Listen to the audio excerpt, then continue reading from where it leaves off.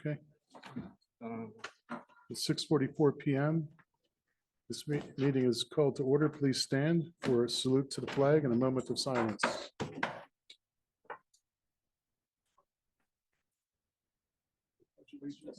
the flag of the United States of America and to the republic for which it stands, one nation, under God, indivisible, with liberty and justice for all.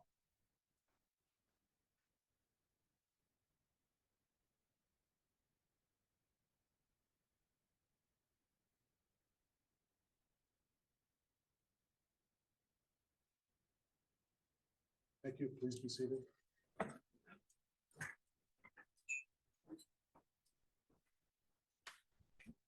Roll call, please.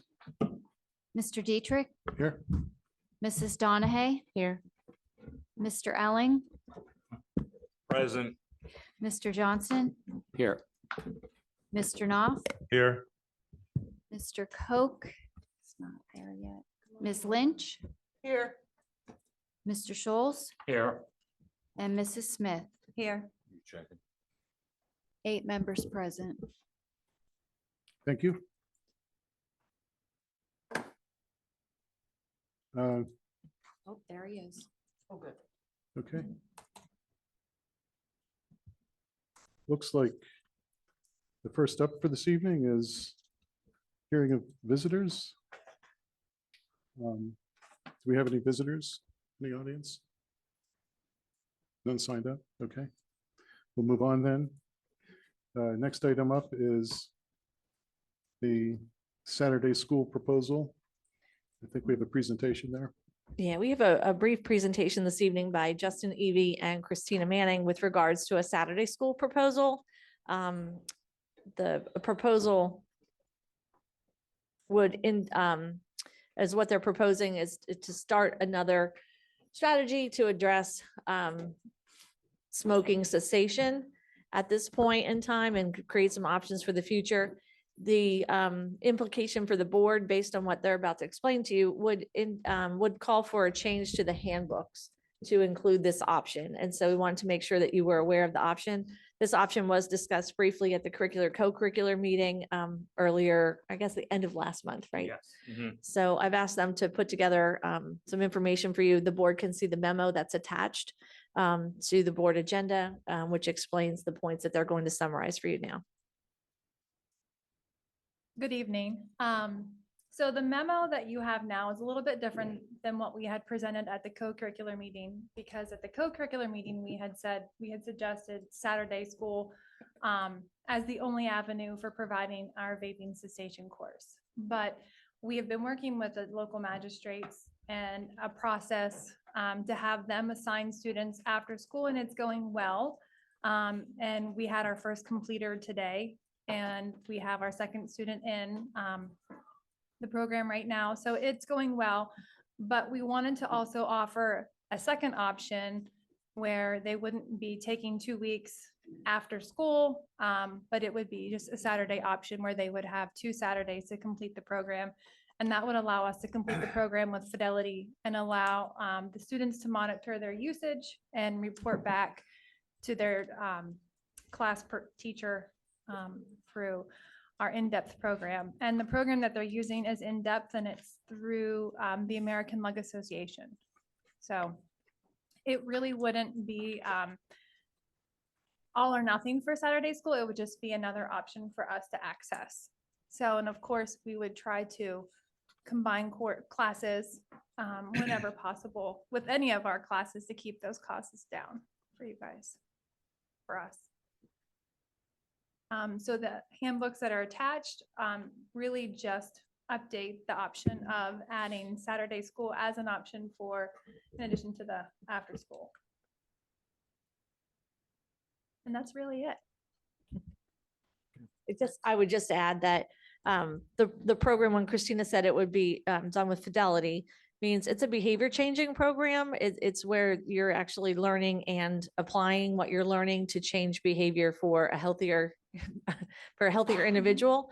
It's not just a sit and get where someone's imparting knowledge onto them. So it's meant to be an interactive and engaging way to change behaviors for the better. And it's only for first-time offenders. So if a student was caught vaping for the first time, whether it be this year or next year, or what have you, that's the only opportunity that they have to take this course. And the judge would, should they go to the magistrate and they plead guilty or be found guilty, the magistrate can assign this course. And at the completion of this course, that then gets reported back to the judge and they can determine whether or not they remove the citation. So, because we legally have to cite them. Any questions from board members? My question is kind of an obvious one. What if they don't participate, if they fail to show up for the If they class? fail to show up, and he was very clear, they must attend the assigned days. And the only reason they could not attend that assigned day would be if we were, had a weather issue or something along those lines. The expectation is that they show up. And if they don't show up, even if they're ill, they're a non-completer, and that gets reported back to the judge and he assigns the fine. Go ahead. Thank you. Okay, thank you for another creative option to all this problem, these problems. Just out of curiosity, what do you see as the parent or guardian's role in this at all? Or what can we hope for, or? Well, I think just overall education and knowledge about vaping, it's still relatively new, but I think it's also very glorified where it's, to replace smoking. And there's a lot of misconceptions and there's just a lot of lack of knowledge on individuals' parts and how it truly affects them. What's in the vape, whether it be, high doses of nicotine or whether it be THC or if it's just flavor, and when you think about what's in it and what you're ingesting and what you have already ingested with your diet as well. So if a kid drinks a Bang on their way to school as their coffee, and they're also hitting their vape that has high dosage of nicotine, right, their heart could explode. But people don't think about all of those because, it's better than cigarettes, right? But so that's the whole point of the class, is to educate them truly on, what are your options that could be included in that vape. Follow up, David, President David? Go ahead. If appropriate, and, with administration, everything, maybe a quarterly update or something, or if you need more, something else from us, please keep us posted, okay? Certainly, thank you. And best of luck, all right? Thanks. Thank you. Next up is the superintendent's report. Thank you. I would just like to say thank you to everybody who helped make the 2023 homecoming parade a huge success. Again, the joint homecoming parade between the school district and Commonwealth University Lock Haven is it's always just a great time for our community to come together and celebrate the history of our district and our schools and education. And to watch everybody there were a lot of smiles, a lot of fun times, and some winners of the floats and parade. The float winners, I believe, Woodward and Renova Elementary tied for first place in the floats. I think Liberty Curtin got a shout out in there, and also who else? Mill Hall? I forget who was the second place. Girls soccer. They had the Barbie float. So it was night at the movies. It was a fun evening. So thanks to everybody who took part in that. And also a special shout out to Patty Stevenson, who's not here tonight, but Patty leads the committee for the school district to get that organized. It is a year's worth of planning and to bring all that together. I went through a lot of candy, footballs, and shakers. Also, I wanted to mention the Keystone Central Foundation. Some people are not aware of the foundation. It's a nonprofit organization that supports the students of our school district and our staff. The volunteer board of directors fundraise to provide classroom mini grants, scholarships, and a way for donors to make tax deductible contributions for academics, athletics, arts, and clubs. And one of the activities that the Keystone Central Alumni Association, which is part of the foundation, holds every year, I think this is the third year for it, would be the Heritage Homecoming. There are 2 nights for Heritage Homecoming, October 6th, which would be tomorrow at Central Mountain High School during the football game. And on October 13th at Bucktail, that goes along with all the Flaming Foliage festivities and the homecoming activities at Bucktail specifically. This is a time that we honor our schools of the past and the present and support our current students. So I hope everybody comes out to support those activities. Also coming up, this just a reminder to all the families out there and staff, the admin team assured me they were fully aware that there is no school on Monday. That is a day off for the district. And next week, though, on the 17th, 18th, and 19th, will be our open house and conferences. Elementary will be hosting conferences on the 17th. Central Mountain Middle School and Bucktail Area High School will be having their open house / conferences on the October 18th. And the Central Mountain High School and the CTC will be holding their open house on the 19th. So 3 different evenings for folks to get out to the different levels in the different buildings. Cool. And so I'm going to try something different tonight. I was talking with the administrative team earlier this evening, and we were kind of going around the room and talking about some things that we were really proud of or things that were going well. And one of the things that several people mentioned was that the cell phone policy is being held pretty tightly, and that it's working, and that I wanted to make the first shout out to our staff for really being consistent and committing to all being consistent and holding the line on the cell phones, and the principals are very happy about that. So the part that's going to be different is I'm going to ask the administrative team. We're going to give some shout outs. So they have a microphone out there, and Kurt, if you could give the first shout out, and then anybody else who wants to join in and get a shout out to a staff member or student, this is a great time to do so. Thank you. I'd like to do a shout out to Donna Dory, who's doing a great job with our culinary arts as a substitute this year. I'd like to give a shout out to all of Bucktail staff. We had an incredible start this year, and I think really has some momentum going forward. You don't want to do a shout out? All right. I would like to give a shout out to our staff and students at Robb Elementary School. So far, 26 days into school, we've only had 2 days where our student attendance has been below 94%. So we're really pushing the attendance. And on the flip side of that, our staff attendance has been excellent as well, averaging between 95 and 100% staff attendance. So just a huge shout out to them. And then lastly, our parking lot at Robb Elementary. Thank you very much for that. It's been a great addition to our school as well as a neighboring community. So very appreciative of that. So thank you very much. You're getting shout out the bus driver too that we talked about. Oh, I met an incredible man, bus driver Joe from Bus 88 for Susquehanna. I was riding Bus 88 with him, and on the way back, I learned that he was a tour bus driver for over 30 years for a number of rock and roll bands like the Styx, Motley Crue. Yeah, so he shared a lot of stories with me. So shout out to Mr. Joe on Bus 88. That's cool. Anybody else? I'd like to just give a huge shout out for all the staff at Mill Hall as we've transitioned students into the 23-24 school year. Particularly our kindergarten crew has been quite interesting, and our staff is rising to the occasion and meeting the needs of some very diverse students that we have this year. Mr. President, Yes, Mike? I would just like to shout out, period. Thank you.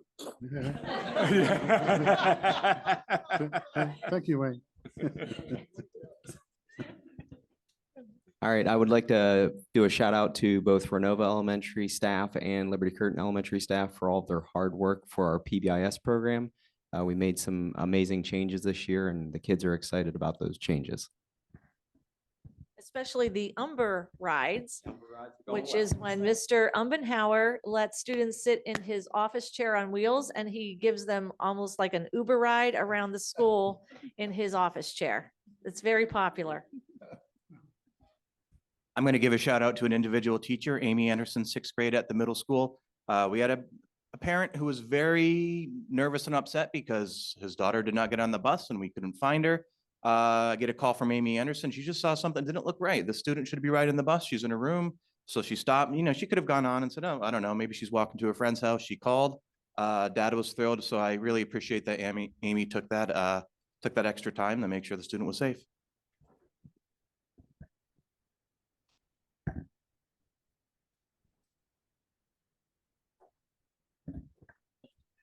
I'd also like to shout out to our custodial food services, property services. They did a heck of a job getting us up and running to get the school started. Probably the best start that we've had in years. I also want to shout out to the high school staff who have reinforced the cell phone policy. And in turn, we've seen drastic improvements in discipline. And also I've had multiple students in my office not really want to admit to me, but have admitted to me, hey, Mr. Varelli, since we can't have our phones out, we're paying attention a lot more in class. So, I really appreciate everything that they've done there and hope to keep it up. Just a shout out to the entire staff and faculty of the Woodward Elementary. We have a new team coming to us from Penn State University to supervise pre-student teachers and student teachers. And one of the supervisors came to me and she said, I needed to camp out in your faculty room. And she said, all the horror stories that you hear about school faculty rooms. She said, I just have to tell you that the climate and culture of your building is so professional. She said, the teachers come in. She said, they talk about what they're teaching. They talk about how they're helping students. And she said, I haven't heard one complaint. And she said, you know how rare that is? So a shout out to my faculty and staff. Dr. Martin, can I do one? Sure. I It's noticed contagious. Our favorite students up there, Martin Lewis. I just want to do a shout out to Martin. He's in case no one knows, I think he's in 11th grade. A junior. He participates in pretty much every one of our meetings. Anytime he can volunteer to help the district, he's doing it. And I get a feeling, I don't know if I'll be doing it, probably about 10 years. One of us can be interviewing for a superintendent. I will do my best to prepare him because Martin is doing an official shadow day with me, a second shadow day with me on October 11th. So looking forward to spending the day with you next week, Martin. I think he's about the only lineman left that Bucktail has on. Yeah. Everyone else is hurt. It's playing both ways. Rob, anything from your world?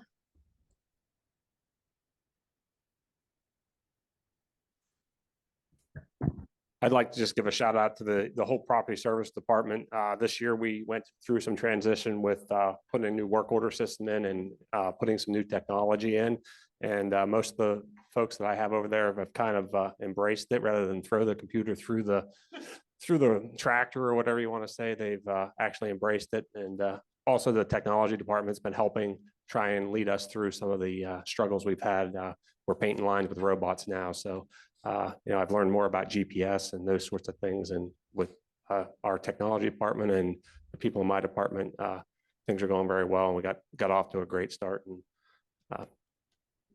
thank the staff over there for doing that.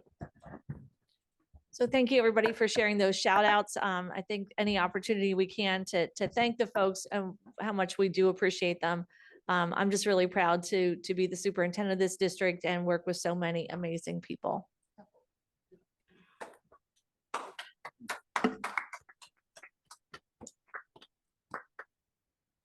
Okay, thank you. Next up are the committee reports. First is the curricular, co-curricular. Okay, co-curricular, we had a brief meeting because Zoom disconnected. Actually, after about 25 minutes or so, 30 minutes. So we had to adjourn. But we discussed the vaping and the Saturday school proposal at some length.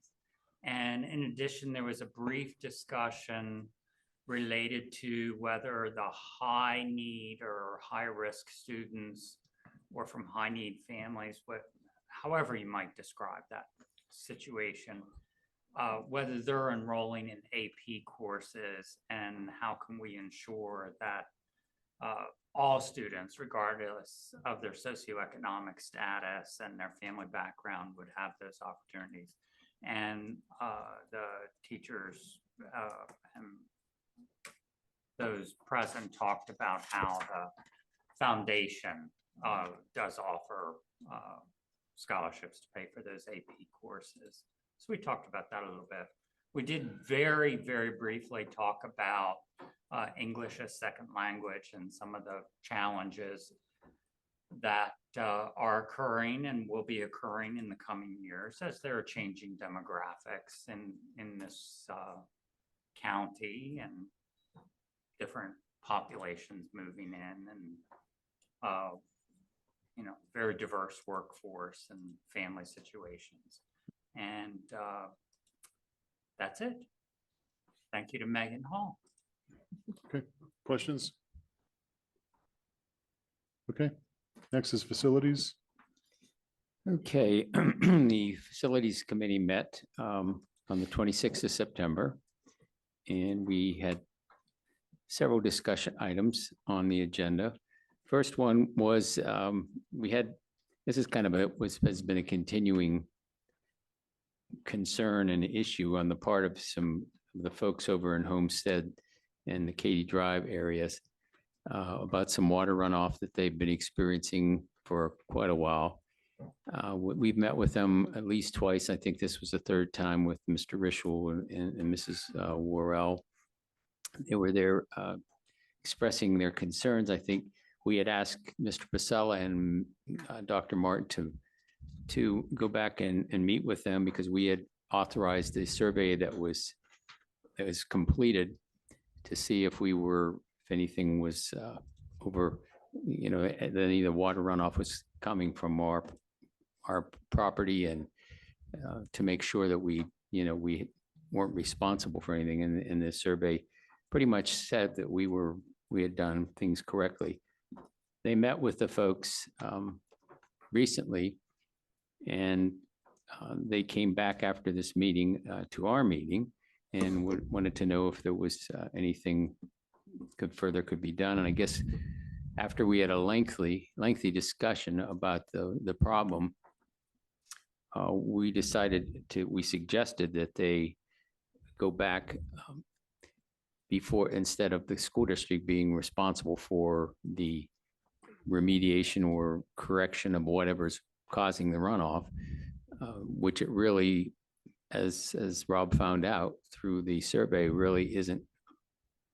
We're not the real party at fault. So we suggested they go back, and if they want to create some kind of a united front between like the Mill Hall Borough and the township, and especially through the contractors, because the contractors who originally built these condos back there, I think they, in our opinion, hold some responsibility. In fact, a great deal of responsibility for this. So we suggested they go back and talk with all of those entities and see what they would be willing to do. And then I think we were going to try and get some kind of a cost figure as to what it would cost to remediate that. And I think that's kind of what the township is waiting for. So that's kind of an ongoing situation. Second thing was we looked at the draft update of the 10-year facility plan, and the board has seen this, I think, on a couple of different occasions. This is a document that was put together by Dr. Martin and the folks sitting in this room, mainly the building principals and the people in charge of these different facilities. And they prioritized what the needs are as far as facility needs in the different buildings and so on. And I just want to point out to you that this, as we said at the meeting, excuse me, it's a kind of a living document, because it is not carved in stone, because as things come up and needs come up, they rise to the top of the heap when we need to do things immediately. But I like to make sure that the board members look at the actual document themselves if you haven't already. And you'll notice that, and I'm very proud of this, because you'll notice that a lot of those projects are either completed or they are in process, in progress right now. And you start looking at the number of things that we've accomplished over the last, I'd say 2.5, 3 years. And it's actually pretty impressive, because we have done a lot with our facilities and we have things on here that are yet to be done. So we'd like to get the board to approve this next week because I think we're in pretty good shape. We have a pretty good lineup of things that we prioritized well. And I want to thank the principals and everybody else that had input into this because it does give us a roadmap as to what the needs of the district are in way of facilities. Third thing, we got some good news from the McClure folks on the Guaranteed Energy Savings Project. We actually came out $8,000 to the good on that based upon we were saved more than they had guaranteed that we were going to save on these energy projects. So, which is good news. We saved about $8,000 above what we had been guaranteed. Jeff, can I interrupt? Could you tell us the total amount that we saved, not just around 17,000? Yeah, I think it was, I don't have the numbers in front of me, but it was like 17 and the difference between what they had guaranteed and what they projected was 8,000, which is a good point. It was $15,904 that we saved, but which 8,000 more than the 7,778 we were guaranteed. Doing really well. So anytime we can save and put money to the good, that's always a good thing. The last couple things on our agenda that we discussed was the Bucktail Locker Room project. It's moving along. While this project is going on, they are using the upstairs locker room, which seems to be working out okay. And hopefully we'll have this project done in the next few months. Is that correct, Rob? It's been a long time coming. You'll see on the agenda is the approve the contract through Gordian to complete that. And we're targeting to get it done right around the beginning of the year, as long as we get approval at the next board meeting. Okay. Yeah, that'll be a huge improvement for that in that locker room. And the last thing we discussed, we just got a project update on the Liberty Curtain project. And things are, as you heard in the Act 34, those of you that were here tonight, the Act 34 hearing kind of laid out the whole process that we've gone through over the last couple of years and to get us to this point as to, they work with the architects, work with the budget, work with finding out how we want to finance the project. And I think we are in good shape as far as, I think the building plan is beautiful. I think it's certainly needed. That building was to put more money into it. And the committee, I guess, we decided several months back when we were in the early stages of this to decide between renovation and a new building. And to put more money into a building that has as many problems as that one does would be kind of foolhardy. And the difference in cost was not that great as to do renovation as opposed to building a new project. And so I think it's needed. And when we get that done, I think all of our facilities will be in really good shape. So that was it. So that's all. Thank you. All right. Other questions? No? Next up is the Policy Committee. You will find a list of policies on first reading. I think there are 10 of them there. I'm being still in computer kindergarten. I'm not able to share the screen with the agenda.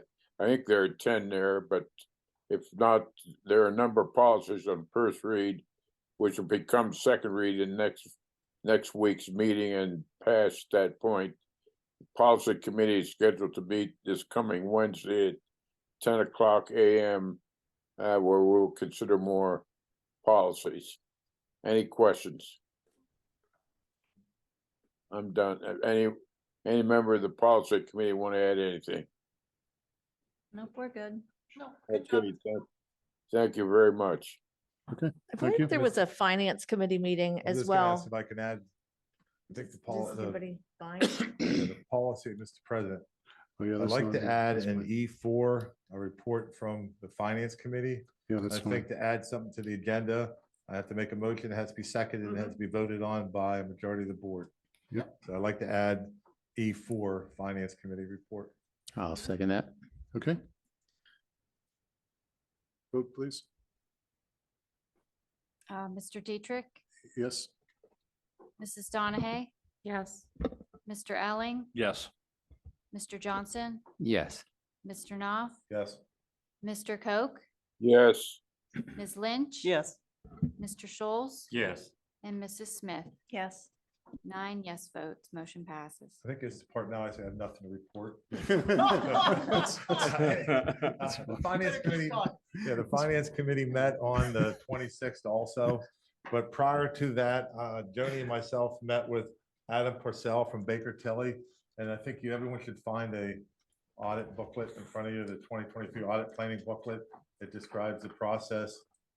It's actually transpiring now. It's going on. They're hoping there's sometime around the Christmas break that they'll be reporting to us. They'll come like they've done numerous years in the past and come give us an audit breakdown. It's a very exciting evening we have with Baker Tilly making their presentation. So you'll see that if you want to go over it. So you have an understanding what's being done. Also on the 26th, we met and Aubrey Bear was here. She talked Still about. here. She's still here. I think she's staying here. She met and we talked about the funding for Liberty Curtain, different options and different ways that she's planning on doing it. One of the suggestions that's on the agenda for next week is for us to give the administration gets permission to allow her to start looking at different options. And if something comes up, she can go after it instead of waiting till the November meeting. Because the market so just fluctuates pretty much daily. One of the other things that we're going to vote on next week is we had a report from Nick Grimes about the business privilege tax. Through the years, the business privilege tax has been something that originally was designed and had a criminal part of it that if people didn't pay, you could take them to the magistrate and file criminal hearings against them or criminal procedures against them. And a few years ago, it was changed to make it just civil. We're finding that every other tax that the district has, you can use either civil or criminal. So what they're asking now, the tax office, is to include the criminal in the business privilege tax, like it's already included in all the other taxes we have. It's just another tool for them to be able to use to help collect the money from the taxpayers that are delinquent. As he said that day, it's not his intention or the tax office intention to put people in jail or to arrest people for not paying taxes. It's just to help them get through it. And it gives us a better chance of recouping money, especially for the people that don't know about it. Gives them another way of doing it. So we're urging you to, the Finance Committee is urging you to vote favorably for that. There was a discussion on the calculation, how much a business privilege tax brings in annually, not just to us, but to all the municipalities that are involved in it. Because what we'll find, I'm trying to bring it up here. There's 11 different municipalities with addition to Keystone Central that collects business privilege tax. And if we decide we weren't going to collect it, the only thing that would happen, we would lose the $1.5 million that's projected to bring into us in 2023. That money would then go to the municipalities. So we're just asking you to add that criminal part to his toolbox. That's pretty much it. So, thank you. Okay, questions? All right, moving on to the next section, we have the treasurer report and enrollment report. Any questions about either of them? Maybe one item to note, I noted that the treasurer's report now has a number of, I think, something like $45 million noted versus last month's 26 or 27 or so. Maybe an explanation for, You have to go to a microphone, Christy.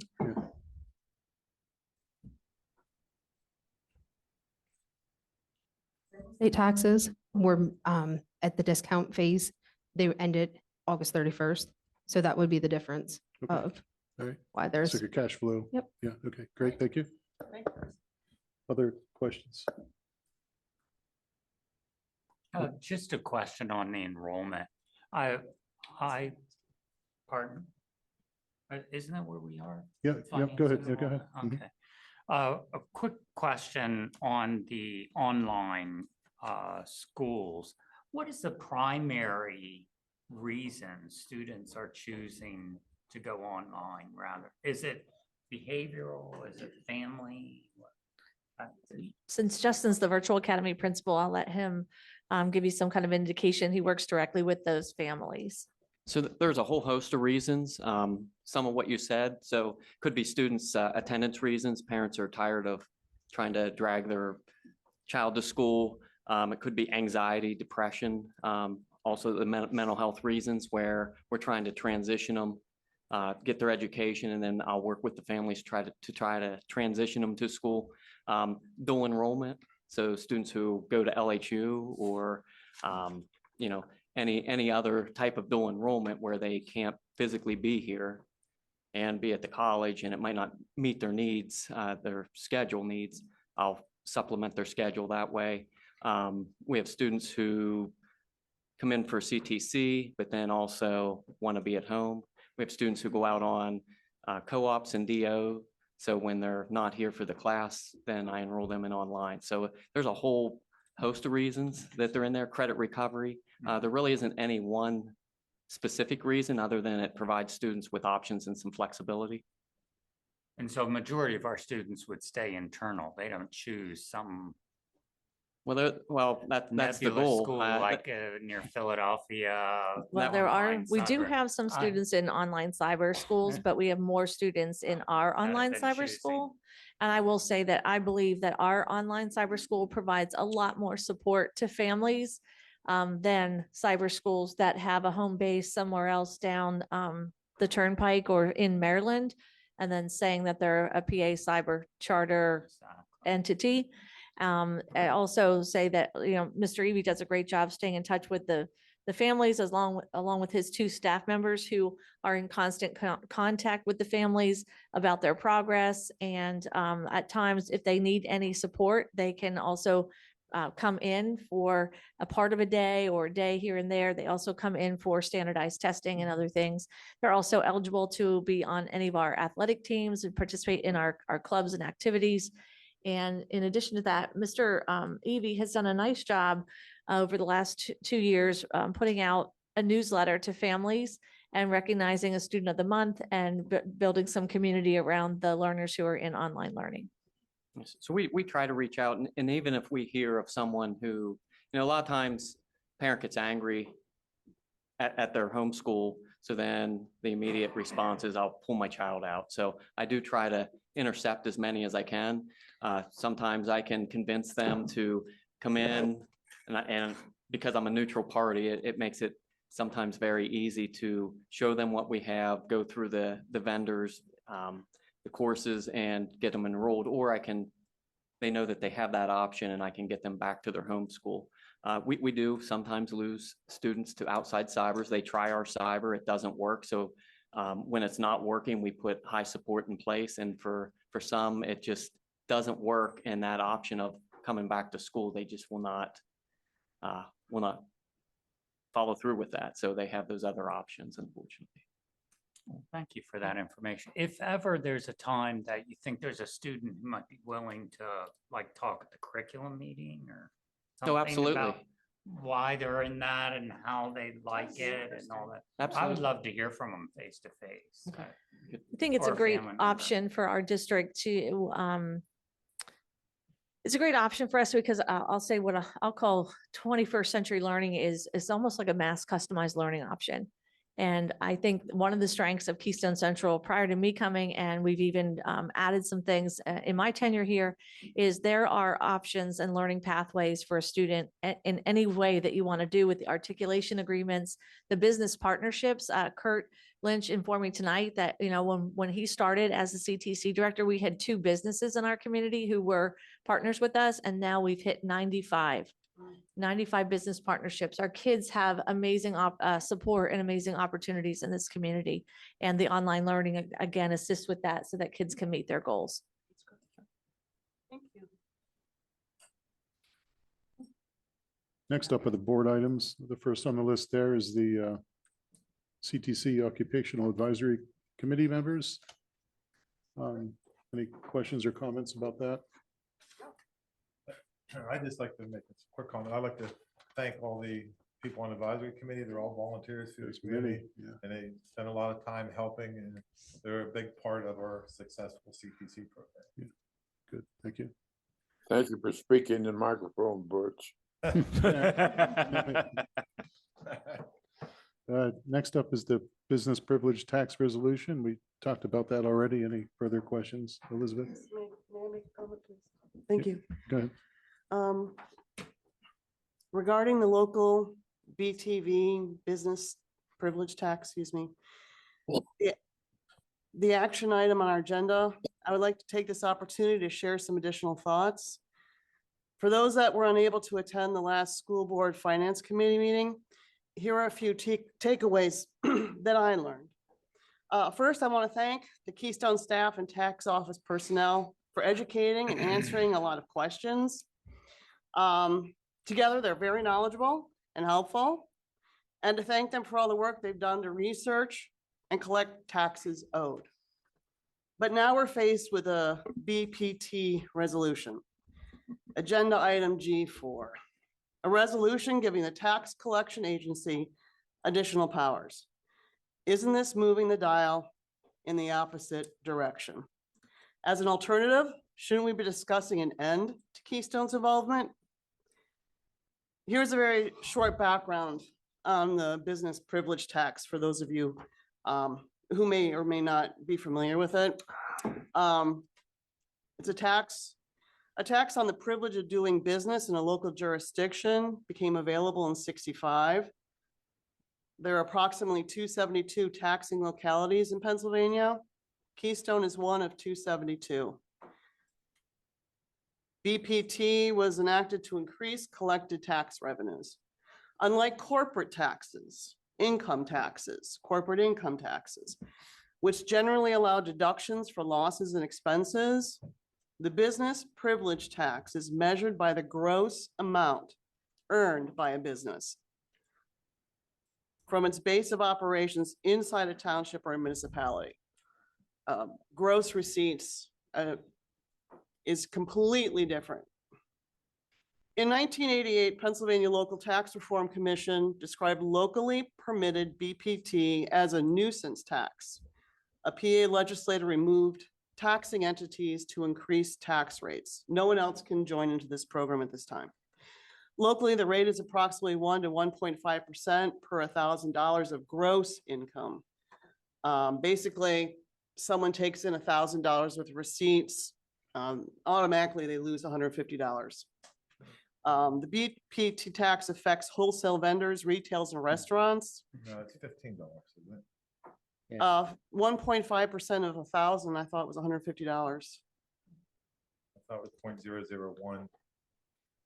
Is that my mistake? Like, I think please. it's 0.001 tax rate. 0.001. Well, I wrote down the wrong number on my sheet when he was talking, so that's my fault. I own that. So either way, it's taken off immediately off the gross receipts. Affects wholesale vendors, retailers, and restaurants, the same types of businesses our community leaders and citizens want to attract to this area. As Butch had mentioned, this tax is collected for Keystone, Bald Eagle, Beech Creek, Dunstable, Flemington Green, Lock Haven, Loganton, Mill Hall, Pine Creek, Porter, and Woodward Townships. The range is from 2018 to $1 million. The current is 2.2 million. If Keystone ended the BPT, each municipality could still collect their tax only if that business is in their municipality. I just have a question. Sure. Sorry, I'm familiarizing myself with this a little bit. So if we don't have a part of it and the municipality still does, Mhm. then they collect all that money and we don't get any of it.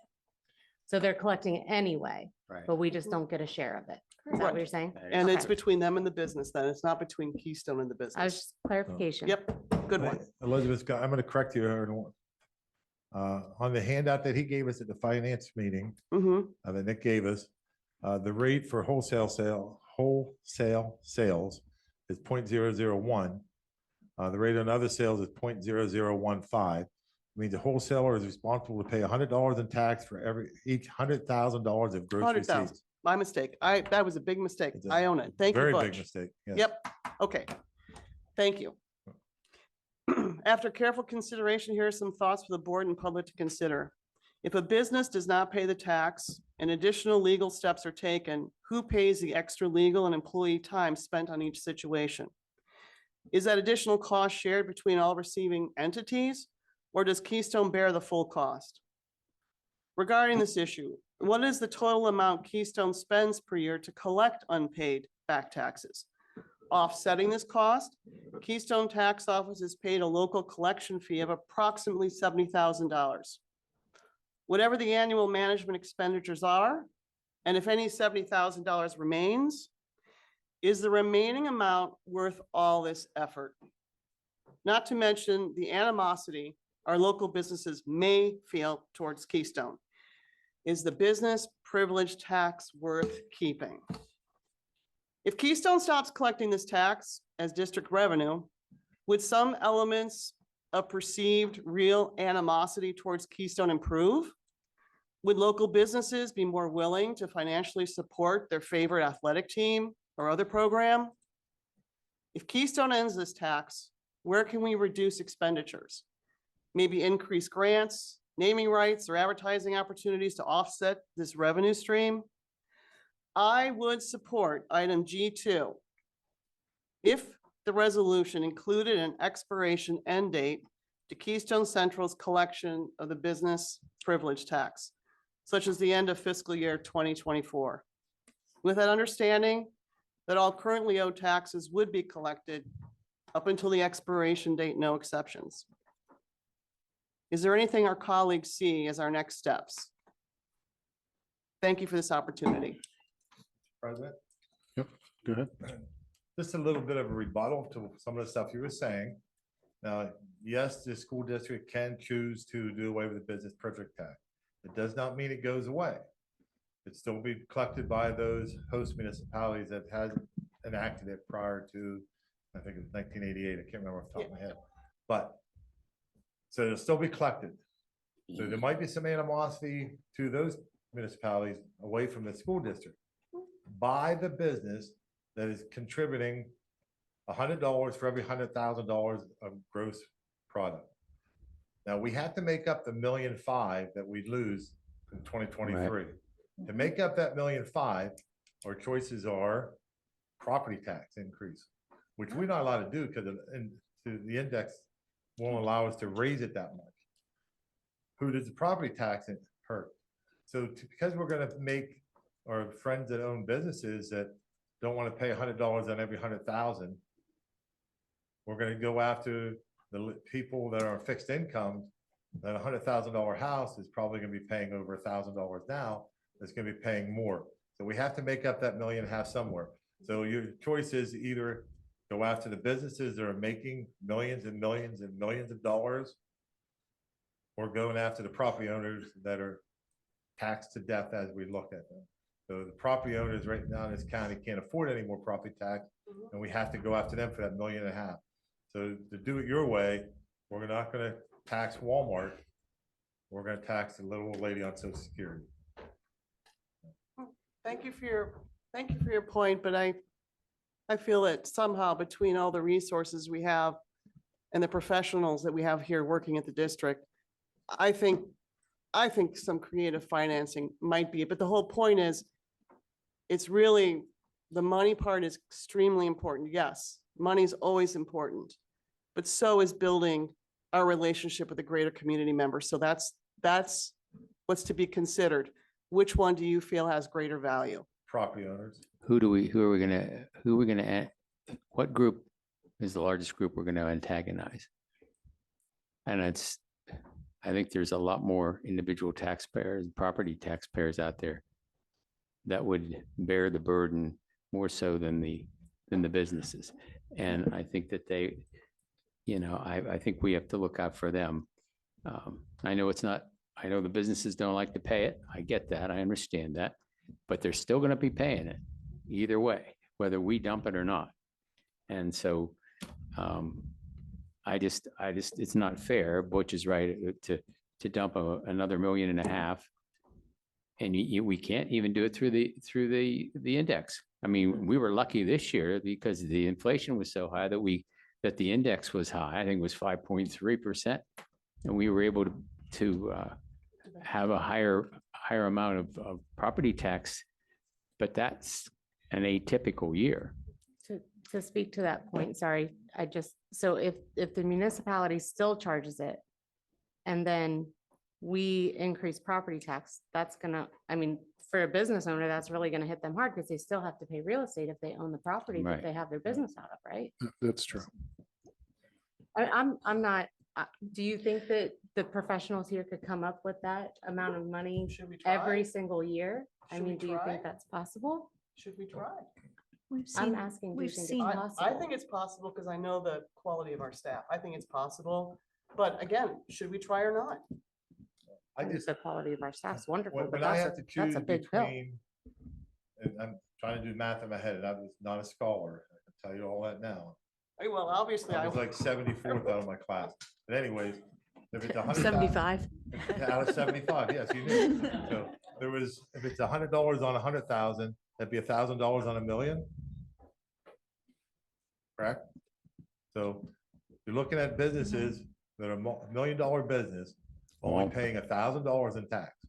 Is it worth it? I wish I could only pay $1,000 tax on my little teeny home in Renova. So that's the problem. You have to go after somebody. So do we go after the property owners? Or do we go after the business making millions? Like the ones that are located in Arkansas or the ones that are located in Virginia that are coming in here, the big corporations and are worth millions and millions that we're now going to say, we don't want your money. So I'm after the little individual homeowner. I think we need to protect them as best we can. I could answer one of the questions that you posed, and that was how much money are we spending? Not to the dollar, but where does the money come to recover the unpaid tax? So the law firms that we utilize for the business privilege tax, they get a percentage of what they recover. So they're recovering. So they're getting part of the money that's being recovered as opposed to us paying something out. Yeah, And I- then oh, sorry. the last comment that I would say is that Pennsylvania students deserve fair funding. Yes. And our taxpayers should not be burdened so much through business privilege tax or real estate tax to the extent that they are. And I would urge everyone to contact their legislators and even get moving on the money that's sitting in Pennsylvania that has not been delivered to our school districts through level up funding. That's completely unfair. And if anybody has had the time to listen to the testimony that happened during those hearings about the unfair funding, it breaks your heart. It absolutely breaks your heart. And I know also, as an educator of 34 years, my daughter is in her first year as an educator in Pennsylvania in another countywide school system. The lack of resources from one system to another and across the 4 different districts that I've worked in my career at Pocono Mountain, Penns Valley State College, and Keystone Central, the difference in what is available to students in resources, and most importantly, what is available to staff members, and how our school districts developing staff members to be the best teachers and the best supporters of students has a tremendous impact year over year, and it compounds every year that Pennsylvania unfairly funds our school districts. So please, please, please talk to your legislators.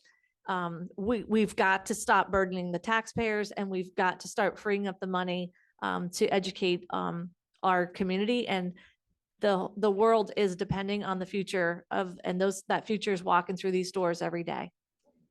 Very well said. That's an excellent point. I have one comment. Thank you, Um, Dr. Martin. Those of you who are looking out for the local homeowners and taxpayers, where were you a few months ago when you voted yes to increase the taxes on those individuals? Only 3 of us sitting here voted no. And I think it's important within this discussion for the public to know that it is possible to balance a budget as a school board and as a school district. We chose not to do that and to increase taxes. We did balance. We the did budget. for many balance the years. budget. For many It years, has we to went be. without a tax That increase. was, Many that was years. your choice to vote no. Right. We did what the financially responsible thing to do. I So disagree. We weren't, and we're not sitting here campaigning. We're doing what we need to do. So yes, I agree that the 3 of you voted against increasing taxes, but I also understand that the majority won. And unlike some other people on the board, I was always taught when the majority votes on something, whether I agree with it or don't agree with it, that is the decision made by the entire board, not by those that voted for it. So we have to all learn to accept that. We voted for it, the board voted for it, the board agreed on it, now we need to live with it. And also that's the first time, I believe, in 3 years that we have come to the taxpayers and asked for any kind of an increase. It's not like we're nickel and diming them every single year. I mean, I think we've done an excellent job in the financial picture. Whether you agree with it or not, that's up to you. But I think as far as being financially responsible, you can't. And as Dr. Martin said, if we had fair funding, maybe we wouldn't have had to make that increase this year. But unfortunately, it does fall back on the taxpayers, on the property owners, on the business people. And I think we've done a great job. You know, you can't keep running a school district with the increase, especially the increased costs we've faced in the last couple of years since COVID. I mean, the inflation has been ridiculous just through the facilities costs. We try to keep these facilities running, and you can ask Rob what the increase of these materials have been. And, you know, you can sit back and be the good guy and say, okay, I'm not voting for any tax increase, you know, but somebody has to be fiscally responsible and do the right thing, whether you think that it's right or not, whether you agree with it. I mean, I think it was a time, unfortunately, we had to do it. And I think the taxpayers out there realize that. And I think it's important to note that we live in this district. It's not like we're voting to raise taxes and step outside, and we're not raising our own. We are a part of this district. So it affects us just as much as it affects anybody else. It's true. We're not doing it and just saying, okay, now you pay more. Okay, see you later. No, we are a part of this district. And unfortunately, sometimes the decisions we have to make are like that. And every decision that we make has to be with the students of this district at the forefront of our mind at all times. We serve the community as school board directors. But the students are first. Okay. Thank you. I think, are we okay now with the Yep, discussion? thank you. All right.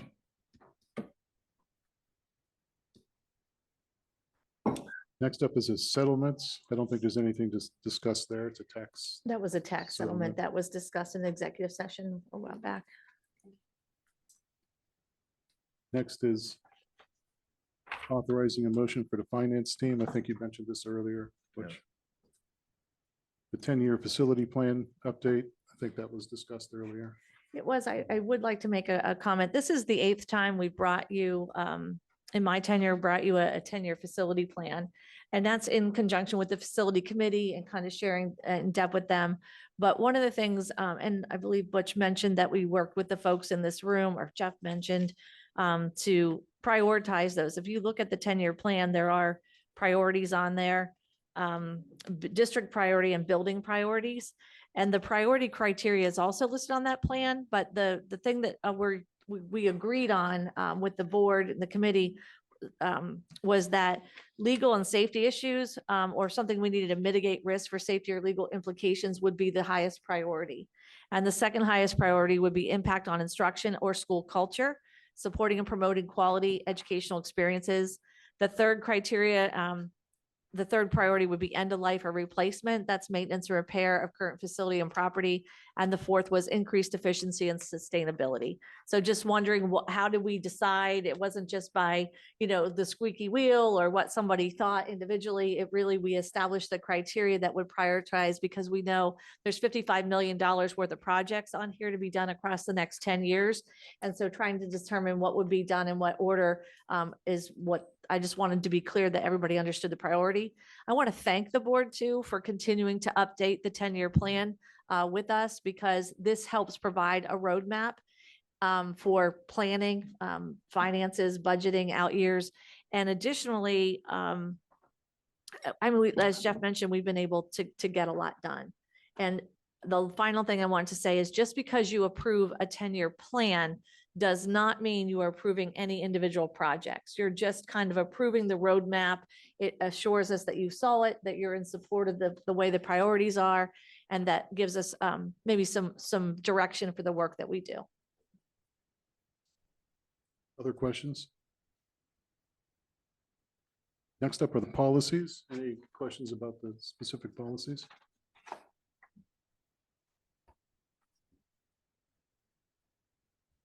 Elizabeth, you have a question? No. Mr. President, Yep, Wayne. as policy chairman, just remind the board you have now next week to review these policies. Next week they'll be up for second read and for possible passage.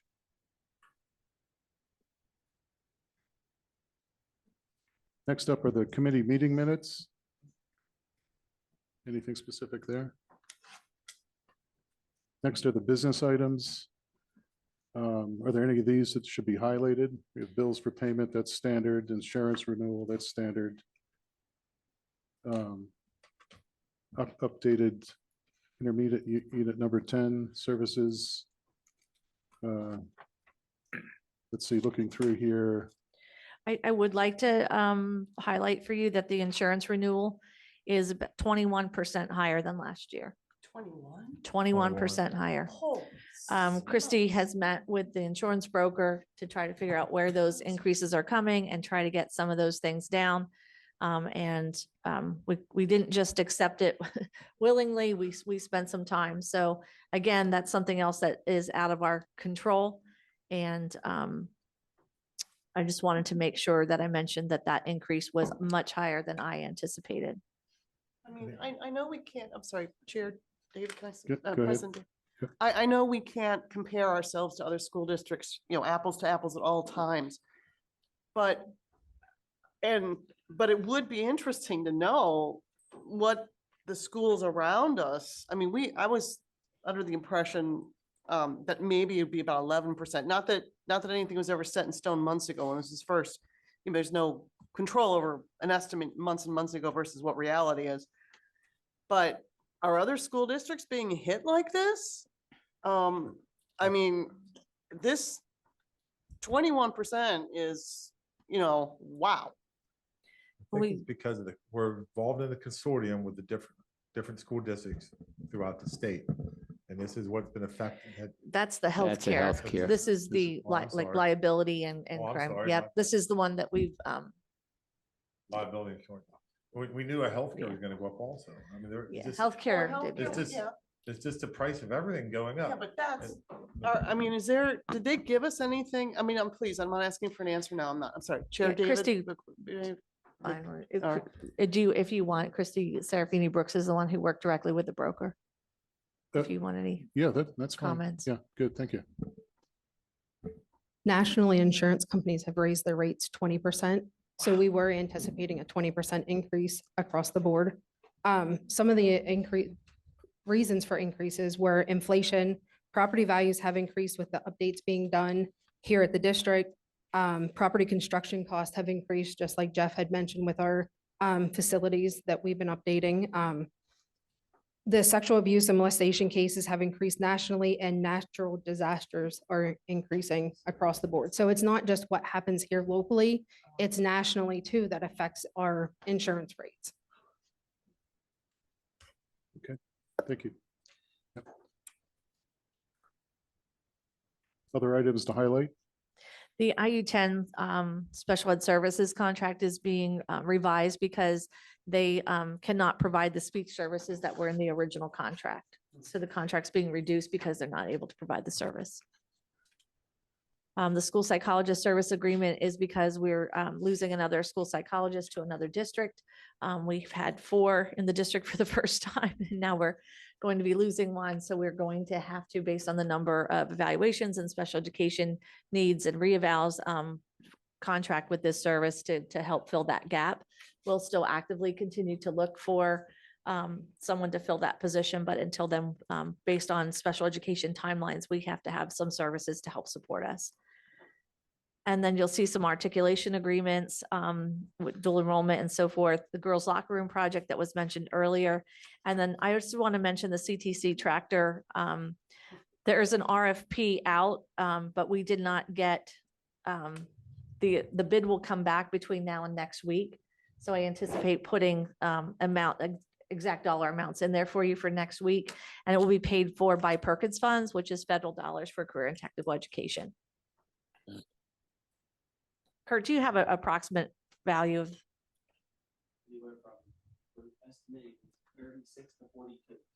Between 36,000 and 42,000 for those listening at home. Okay, other questions on those items? Next up is personnel. You'll notice on the personnel agenda that there is a placeholder for an assistant superintendent. Following this evening's meeting, I'd like to discuss the potential contract for a candidate that we've identified through that process. And if we can come to an agreement on that, we would like to recommend someone for that position, and we would fill that name in for your consideration next week. Some executive session after this, is that what you- Just to go over the contract. Yep. Good. Okay, other items, questions on the personnel? Agenda item? Okay, next up are under the curricular, co-curricular topic. Athletics personnel, spreadsheets, club advisors. There's a few in here. I'm not sure everybody is familiar with learning systems, a consulting agreement. Yeah, the Lexia Learning System is it's going to replace a program that we had before in the curriculum world using curriculum general funds. The Diane Coulter Consulting Agreement, we used to pay the IU for instructional coaching support, and we're going to be paying entering into this individual contract. I've worked with Diane Coulter for many, many years, over a decade. Her knowledge of instructional coaching and literacy is outstanding. And this agreement is actually much less than the IU-10 agreement in the, so it's higher quality for less money. And it's recommended by Megan Hall. Summit K-12, this is for our ESL students. I did want to make the board aware that we have a huge influx of students who speak English as their second language into our community. That has caused us to increase our English second language teaching time from the folks who are certified with that in the district. We've had to change some schedules around to get more services. And the students coming, some are non-English speakers. And so the degree of need has been higher. And so these tools from Summit K-12 will help assist with the testing and the programming for our ESL students. And then the remaining two items there are the handbook changes, which would be reflected in there to support the Saturday school proposal that you heard earlier this evening. Okay. We've been busy. Elizabeth? President David, thank you. Just a couple of questions on the Keystone Central School District 2023-24 club advisors. I know there's been other priorities, but I noticed that there's the Bucktail, Central Mountain, there's a student council with an advisor. Are those up and running, or are we still working on those? Oh, good question. So I talked with the principals about that earlier today at our AT meeting, and they're going to be prepared to have students provide you with an update next or in November. Great. And do you want something like this for doing the agenda for the policy that we're reviewing to vote for next week? do you want a slot for advice or student? Just let us know. You mean on the agendas? Agenda.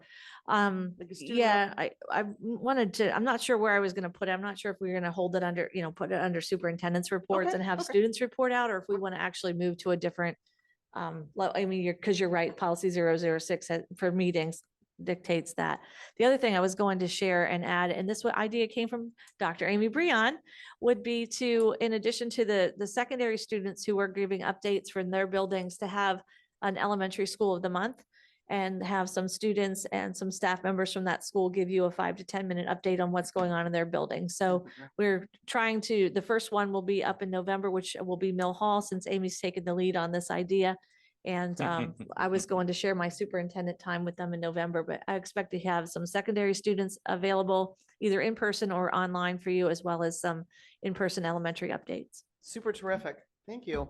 Great. And then one last question, Mr. Mhm, Clerk. go ahead. Thank you. I know we've talked about this a couple times, but I just still support the Clay Target League being paid a stipend, because if they're not one of the most popular, highest students, I don't know what is. And I don't want to lose them to another school district that can't wait for a slot to open with them. So I'm not sure how. I realize the original contract said they're not to be paid, but I feel that that group has done nothing So- but enhance the program for our kids. Yeah, and I agree with you. So Joni McIntyre has been meeting with the secondary principals to discuss the process for a club being paid or not paid, adding a club and making those recommendations. And I know they've been working through that process. I don't know where they are with it right now, but I know they've been working through that. Thank you. Great. Okay, other questions?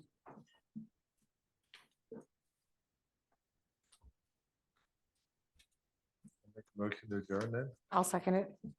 Thank you, Paul. Okay, 7:56 PM. The meeting is adjourned. Thank you. Thank you very much. Thanks, Wayne.